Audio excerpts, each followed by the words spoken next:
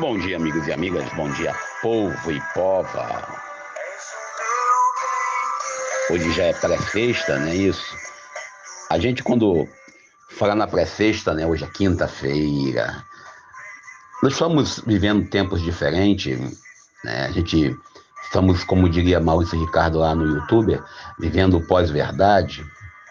E a gente, navegando aqui pela rede social, a gente vai encontrando de tudo um pouco, né? Coisas boas e coisas ruins. Aí eu lembro do Evangelho de Jesus, quando ele fala que tínhamos que tirar tesouros bons e tesouros ruins, né? De um baú. A gente vai meditar hoje, olhando sempre na realidade, também na palavra de Deus, o Evangelho de hoje, o Evangelho de Mateus, no seu capítulo 5, versículo 20 ao 26. O Evangelho lido, né, se estiver errado, não me condene por isso, na terceira semana da Quaresma. A gente lê esse Evangelho e a gente medita ele no sentido de compreender e viver plenamente a justiça de Deus. Mas olhando essa questão ainda para a realidade, eu estava aqui olhando a rede social e fiquei nas notícias, né, encantado, porque uma deputada chamada Dani Cunha, para quem não sabe quem é, a filha do Eduardo Cunha, que foi condenado, né, por corrupção, etc. e tal, ela propôs, e já passou na Câmara, né, uma lei proibindo, é isso mesmo, proibindo a discriminação política. A lei consiste em não deixar, não barrar, desculpe, não barrar as pessoas que estão politicamente expostas. Tipo assim, se você é candidato ou se você tem a chance de trabalhar numa empresa e você é exposto lá num crime na Câmara Federal, por exemplo, como corrupto, e você estiver respondendo um processo judicial e não tiver sido condenado, a empresa que for te contratar, poderá te contratar, e se não te contratar, poderá ser vista como, vamos dizer, politicamente exposta, crime de racismo político. Eu quero entender, eu já li e reli o projeto, eu quero entender o que isso tem a ver de fato.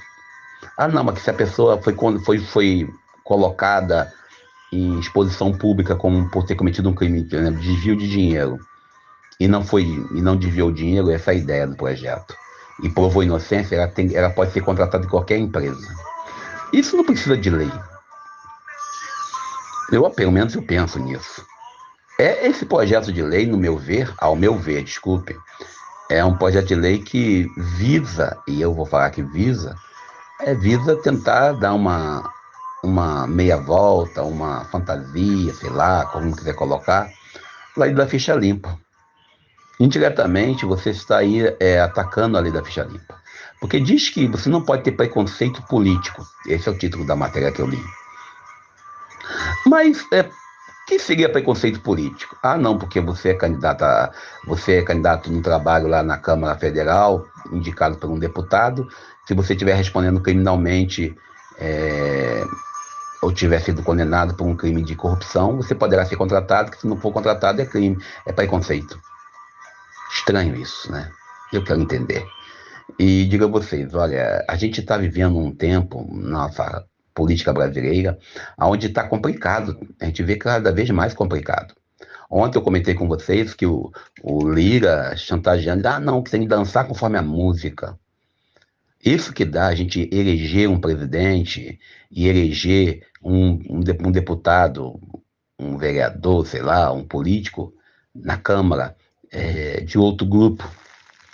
É isso que a gente está vendo, o que acontece e o que está acontecendo, a culpa certamente somos nós que somos culpados. Por exemplo, os atos golpistas do dia 8 de janeiro, que foi discutido se é golpe ou não é golpe, está sendo uma CPMI, e a gente vê claramente que essa CPMI está cada vez mais mostrando que vários deputados do ex, da bancada do ex, já falecido, estão envolvidos. E a gente fica indignado porque, pelo que se percebe, esse processo vai ser aquilo que a gente fala no Brasil.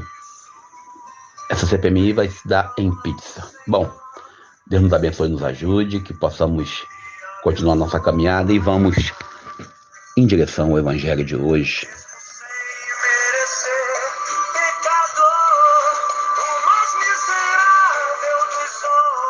Lembrando que o Evangelho de hoje, Evangelho composto pela liturgia católica, né? A liturgia católica romana, Mateus capítulo 5, versículo 20 ao 26. Estamos na 10ª semana, quinta-feira do tempo comum. A gente não está aqui para dizer, olha, faça assim, faça assado, essa é a linha que vocês podem tomar para poder viver, não. A gente aqui vai fazer apenas alguns pontos desse evangelho. Primeiro, o evangelho de hoje, o evangelho de Mateus, ele tem como início de conversa a questão da justiça. Jesus aponta para a gente a nossa prática judicial, a nossa prática jurídica, a nossa prática de vida. E quando ele aponta se a vossa justiça, logo no capítulo 5, versículo 20, não for maior dos escribas dos fariseus, não entrareis no reino dos céus. Jesus aqui ele aponta claramente para a nossa hipocrisia religiosa. Jesus aponta claramente para a nossa falta de vergonha na cara, na vivência do projeto dele. Ontem ele dizia que o céu e a terra passará, mas sua palavra não passará. E ele hoje traz para nós uma resposta radical falando da justiça. E ele, no versículo 21, ele traz algo para a gente: não matarás. E o matar, literalmente falando, a gente tenta sempre colocar não matar, literalmente, é a forma que nós vivemos. Aí eu volto a dizer sobre algumas eleições que nós votamos aí. Quem está envolvido no prazer, na alegria de saber que a polícia entrou, ou então um matador, sei lá, entrou numa região e matou tantas pessoas que estavam envolvidas em crime X ou que foram acusados. Não matar envolve não ter prazer com a morte do irmão.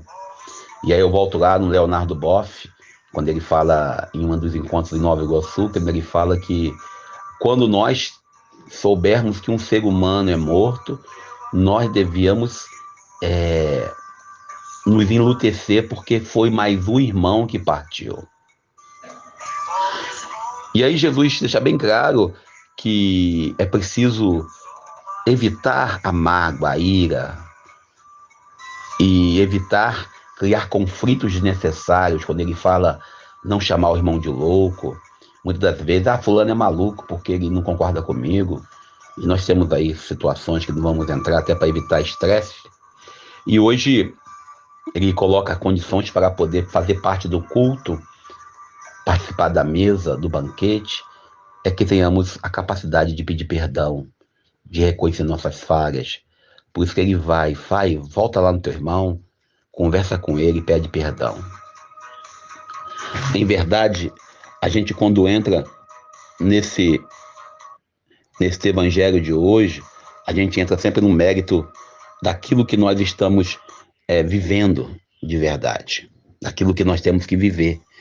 Não tem nem o que discutir nesse sentido pleno.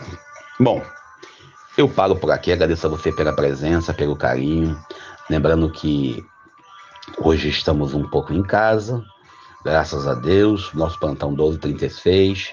Também algumas obrigações vamos cumprir, mas não deixemos jamais de usar a palavra de Deus para nos guiar, para nos orientar na caminhada.